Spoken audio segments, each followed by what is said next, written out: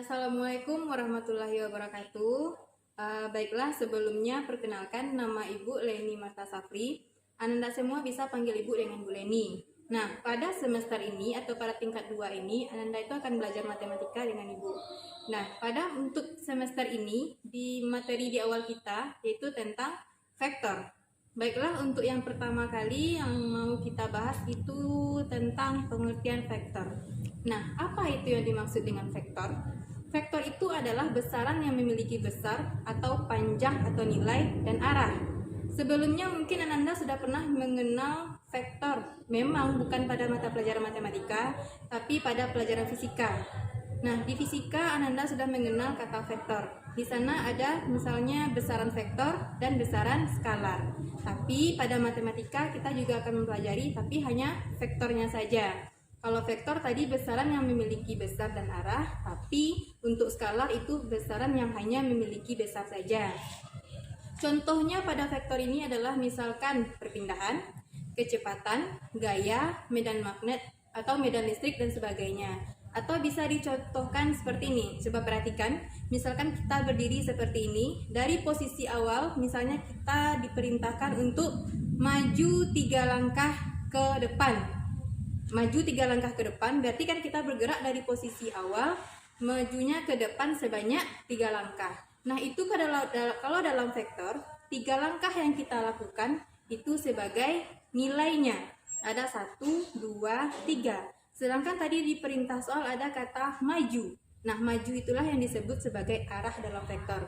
Jadi ada perintahnya maju dan banyak langkahnya ada 3 langkah. Seperti itu kalau untuk vektor. Sedangkan kalau pada skalar, yang diketahui itu hanya nilainya saja tanpa mengetahui arah.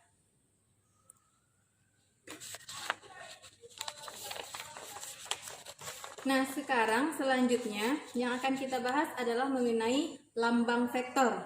Nah, vektor itu dilambangkan atau dinyatakan dengan dia ada 2 cara. Yang pertama bisa jadi dengan ditulis dengan huruf kecil tapi dicetak tebal. Coba perhatikan slide yang di samping. Nah, di sini nampak kan huruf U yang di sana yang pertama itu dicetak tebal.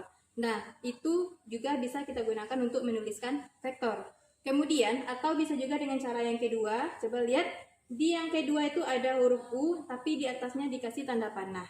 Nah, itu dibaca juga dengan vektor U. Yang di atas tadi juga dibaca dengan vektor U. Jadi kalau kita mau menuliskan lambang vektor itu bisa dengan 2 cara. Dengan mencetak tebal atau menulisnya dengan tulisan tebal, atau dengan menulis dengan huruf kecil kasih tanda panah di atasnya. Nah, jika vektor U itu menyatakan ruas garis berarah dari A ke B, maka dapat ditulis seperti slide yang di samping. Di sana kan nampak vektor U sama dengan vektor dari A dan B. Kalau misalkan U itu mewakili dari ruas A ke B, maka bisa kita tulis vektor U sama dengan vektor dari A, B. Nah, oke, selanjutnya kita lanjut lagi dengan slide selanjutnya, yaitu mengenai lambang panjang vektor. Nah, pada vektor ada istilahnya panjang vektor. Kalau untuk panjang vektor itu bisa kita lambangkan seperti yang ada pada slide.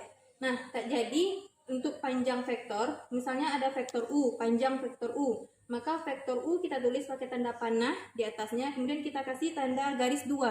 Ada garis 2 yang mengapit huruf U yang di sana. Garis 2 itulah yang dinyatakan untuk lambang panjang pada vektor. Nah, sekarang coba perhatikan gambar yang ada di samping. Gambar yang di samping itu ada A, kemudian ada garis panah, yang mana di titik bawahnya itu A, yang di ujungnya ada titik B. Atau garis itu kita kasih nama vektor U sama dengan vektor AB. Nah, untuk dari gambar yang di samping itu, vektor U sama dengan vektor AB, itu sama artinya dengan vektor AB itu mewakili dari vektor U. Atau yang U pakai garis panah itu dibaca dengan vektor U. Atau juga yang vektor AB pakai garis panah itu juga dinamakan dengan vektor AB. Nah, kalau kita ingin menuliskan panjang vektor AB, kita tinggal menambahkan garis lurus yang mengapit AB seperti yang tadi. Jadi kalau seandainya ada garis lurus yang mengapit A dan B tadi, maka itu dibaca dengan panjang vektor AB. Kemudian vektor U dari gambar nampak juga bahwa vektor U itu diwakilkan oleh garis berarah AB pakai panah di atas. Itu artinya vektor U diwakilkan juga oleh vektor AB. Jadi dia bisa kita sebut sebagai vektor U, bisa juga disebut sebagai vektor AB. Karena dari gambar titik bawahnya ada A, titik ujungnya juga ada B. Untuk titik A pada gambar itu disebut sebagai titik pangkal atau titik asal, sedangkan titik B yang pada gambar atau yang di ujung panah itu disebut sebagai titik ujung vektor. Titik ujung dari vektor. Selanjutnya kita lihat lagi mengenai vektor secara geometris. Silahkan perhatikan slide. Nah, secara geometris, vektor itu terbagi atas dua. Yang pertama ada namanya vektor yang terletak di ruang dimensi 2. Vektor yang terletak di ruang dimensi 2 ini disebut dengan vektor dimensi atau bisa kita tulis dengan R2. Itu artinya vektor yang berada pada ruang dimensi 2. Atau yang kedua ada juga namanya vektor yang terletak di ruang dimensi 3 atau bisa kita tulis dengan R3. Nah, selanjutnya kita lihat lagi slide. Nah, ini dia kesamaan vektor. Nah, pada kesamaan vektor ini, dua buah vektor dikatakan sama apabila dia memiliki besar dan arah yang sama. Coba perhatikan gambar. Di sana ada nampak 4 garis panah kan? Nah, 2 garis yang pertama coba perhatikan ada vektor U dan vektor V. Nah, itu dia memiliki arah yang sama, yaitu sama-sama ke atas arahnya. Sedangkan gambar 2 panah yang satu lagi itu ada vektor AB yang panahnya ke atas, kemudian AB yang satu lagi panahnya ke bawah. Nah, jadi nampak di sana bahwa untuk vektor U dan untuk vektor V itu dikatakan sama karena dia memiliki arah dan besar yang sama. Dari sana kan nampak arahnya sama-sama ke atas, kemudian panjang vektornya juga sama. Beda dengan dua gambar yang satu lagi, vektor AB yang ada 2 panah. Kalau untuk vektor AB yang pertama itu arahnya ke atas, sedangkan vektor AB yang kedua itu arahnya ke bawah. Jadi dia tidak bisa dikatakan sama. Nah, selanjutnya kita lihat lagi untuk vektor posisi. Vektor posisi ini nanti ada yang di ruang dimensi 2, ada juga yang di ruang dimensi 3. Untuk saat ini kita lihat dulu untuk vektor posisi di ruang dimensi 2. Nah, apa itu vektor posisi? Vektor posisi itu adalah vektor yang berpangkal di titik O. Nah, vektor posisi di titik A atau OA atau vektor OA dapat dinyatakan sebagai pasangan bilangan berurutan. Nah, yaitu yang pertama misalkan ada vektor baris OA. Misalkan vektor baris OA ini sama dengan X1, Y1. Ini berada pada ruang dimensi 2. Nah, ini vektor posisinya adalah berarti kita rubah. Awalnya kan dia dalam berbentuk baris ke samping kan. Nah, ini kita rubah dia menjadi ke dalam bentuk kolom. Sehingga nampak di sana bahwa vektor OA sama dengan X1 di baris pertama kemudian Y1-nya berada pada baris kedua. Jadi yang tadi awalnya secara vertikal kita rubah menjadi secara horizontal atau ke bawah. Nah, selanjutnya coba perhatikan slide lagi. Jika vektor OA sama dengan X1, Y1 dan OB sama dengan X2, Y2, maka diperoleh kalau seandainya kita mau mencari AB, maka vektor B, kalau dia AB, maka vektor B kita kurang dengan vektor A. Artinya kalau dilihat dari yang di atas kan ada OA, ada OB. Di OA kan ada X1, Y1, di OB ada X2, Y2.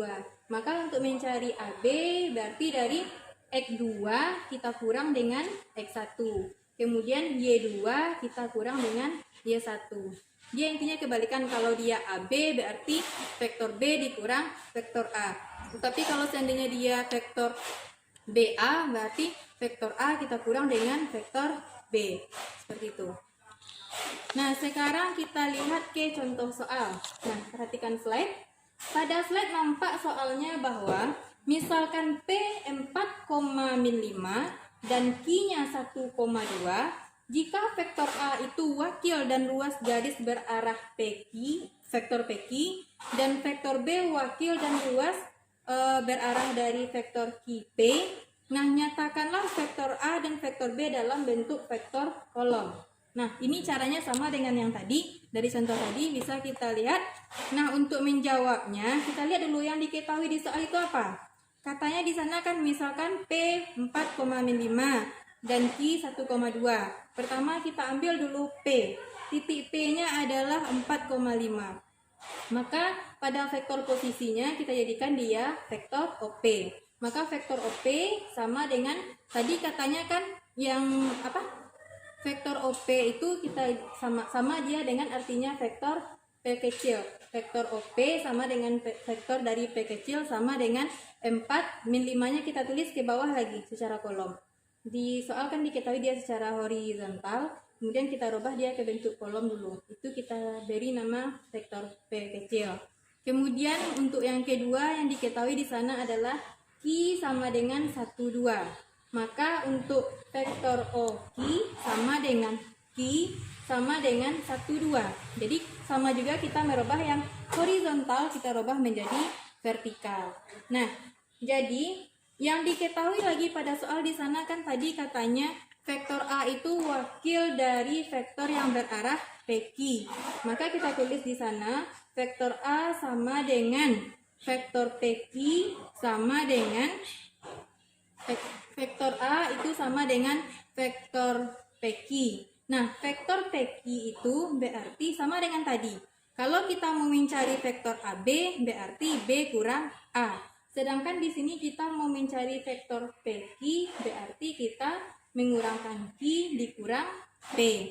Nah, dari soal kan dari yang diketahui kan nampak kalau Q kita tadi sama dengan 1, 2 dan P kita adalah 4 dengan min 5. Lalu kita kurangkan 1, 2 dikurang dengan 4 min 5, maka sama dengan 1 dikurang 4 itu sama dengan min 3. Kemudian 2 dikurang min 5 itu sama dengan 7. Jadi hasilnya adalah min 3, 7. Oke, itu baru yang vektor A. Sekarang kita lihat lagi untuk yang vektor B. Nah, kalau vektor B tadi katanya adalah wakil dari ruas garis QP. Nah, kalau dia QP berarti kita mengurangkan P dikurang Q. Ingat dia selalu kebalikan. Kalau QP berarti P kurang Q. Maka bisa langsung kita kurangi. Kalau P tadi adalah 4 dengan min 5, lalu dikurang dengan 1 dengan 2. Maka hasilnya 4 kurang 1, kemudian min 5 kurang 2. 4 kurang 1 itu sama dengan 3, dan min 5 kurang min 2 itu sama dengan min 7.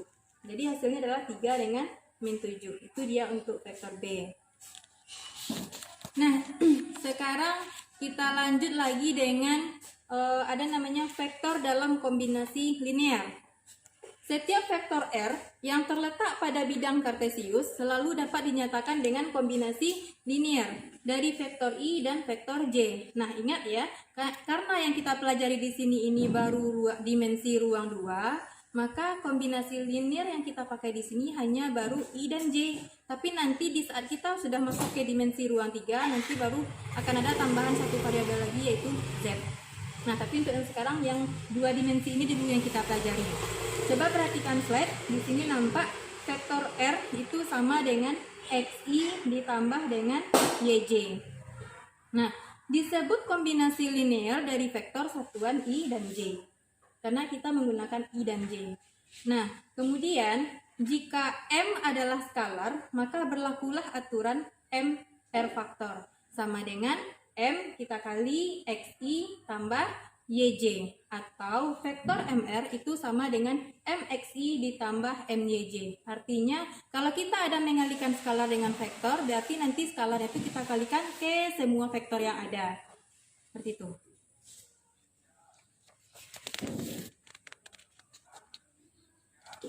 Nah, sebagai contoh coba perhatikan slide yang di samping. Di sana ada diketahui vektor A, vektor B, dan vektor C.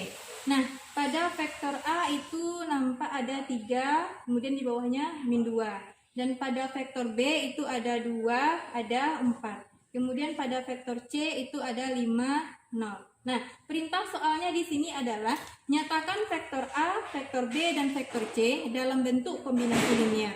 Berarti kita memberi tambahan I, J yang tadi. Nah, dari vektor A kan nampak di sana, yang bagian atasnya ada 3, yang bagian bawah ada min 2. Berarti caranya di sini adalah yang bagian pertama itu kita kasih tambahannya adalah huruf I. Sedangkan bagian yang keduanya itu kita tambah dengan huruf J. Maka bisa langsung kita jawab. Coba lihat yang A.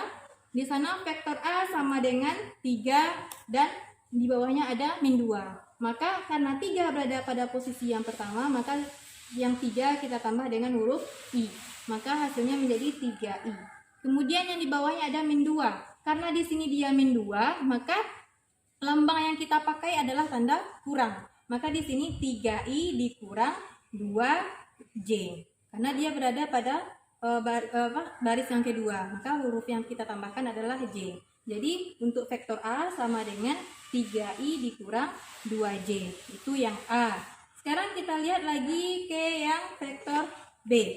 Pada vektor B di sana ada nampak angka 2 dan ada angka 4. Nah, bisa langsung kita jawab. Karena bilangan pada baris pertama angka 2, kita langsung tambah dengan huruf I, jadinya 2I. Kemudian lanjut dengan angka pada baris yang keduanya ada angka 4, maka kita tambah dengan huruf J. Karena yang 4-nya positif, maka lambang tanda yang kita pakai adalah tanda tambah, sehingga menjadi 2I ditambah 4J. Itu untuk ya faktor B. Lanjut lagi dengan vektor C. Pada vektor C di sini angka yang pertamanya 5, kemudian angka yang di bawahnya adalah 0. Nah, di sini ada 0 kan? Kalau kita ada 0 seperti ini, nanti dia akan hilang. Kenapa hilang? Istilahnya kan kita mengalihkannya dengan kombinasi linear tadi. Misalnya kalau 5 kita tambahkan dengan I. Tambahkan dengan I itu kan artinya sama dengan 5I, atau kita mengalihkan 5 dengan I. Maka hasilnya menjadi 5I. Kemudian karena bilangan yang keduanya adalah 0, 0 kalau kita kali dengan J, maka hasilnya sudah pasti 0. Dan kalau dia sudah 0, berarti tidak perlu kita tulis. Jadi untuk yang vektor C, hasilnya cukup hanya sampai 5I saja. Nah, oke. Baiklah. Mungkin Ibu rasa untuk pertemuan kali ini kita cukupkan dulu sampai di sini. Nanti kalau ada beberapa ananda yang kurang paham dengan penjelasan yang tadi, bisa ditanyakan lagi dan kita bahas pada pertemuan selanjutnya. Oke, baiklah Ibu cukupkan sampai di sini. Ibu akhiri dengan Assalamualaikum warahmatullahi wabarakatuh.